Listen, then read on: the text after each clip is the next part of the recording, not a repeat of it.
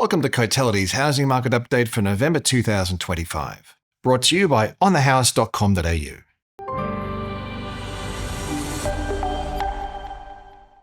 The pace of growth in Australian home values accelerated last month, with the 1.1% gain in October the fastest since June of 2023. Momentum has been building in the rate of housing value growth since the first rate cut in February, pushing the annual rate of growth to 6.1% nationally. Monthly gains have been broad-based, every capital city and rest of state regions recording a rise in values, ranging from a 1.9% surge in Perth to a 0.3% rise across Hobart. Across the combined capitals, the 1.1% gain seen in October equates to an increase of just over $10,000 in the median dwelling value over the month. Since February, capital city dwelling values are up 5.9%, or approximately $53,700. While there's a whole range of factors contributing to stronger housing conditions, ultimately the accelerating growth conditions are reflective of supply falling well short of demand. At the national level, Cotality's estimate of home sales is tracking 3.1% above the previous 5-year average, while advertised supply levels are 18% below average. Such tight advertised supply levels against above-average levels of demonstrated demand have skewed selling conditions towards vendors through spring. Although auction clearance rates have eased a little, they have held above the decade average in the high 60% to low 70% range since the start of spring.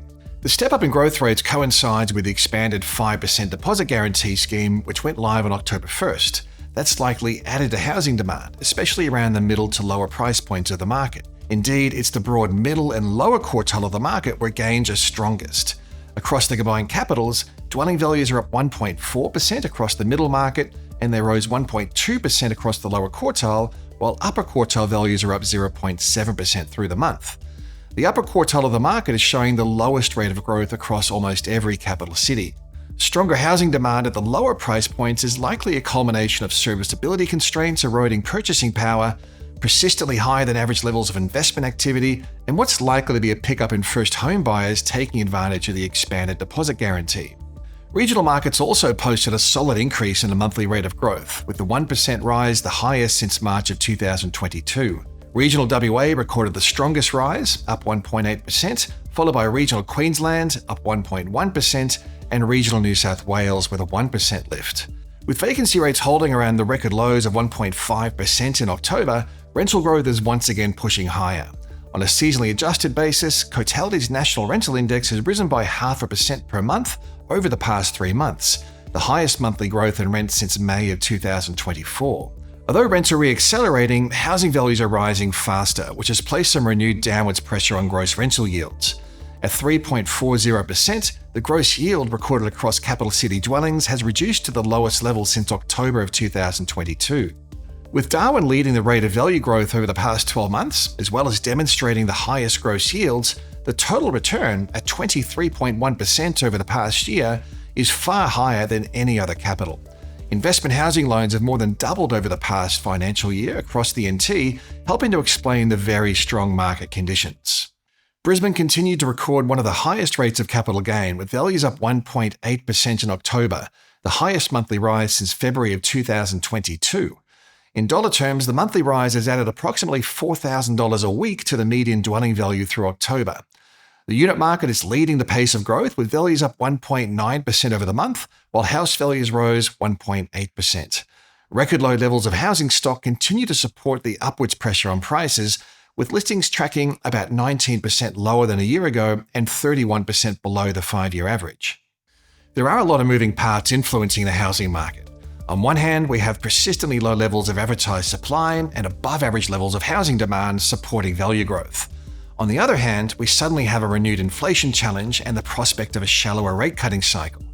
Banking sector economists are no longer forecasting another rate cut in 2025, and some economists are indicating the rate-cutting cycle could be over. Adding to this is severe affordability challenges and stubbornly low consumer sentiment, which could further dip on the back of cost of living pressures and easing labour market conditions.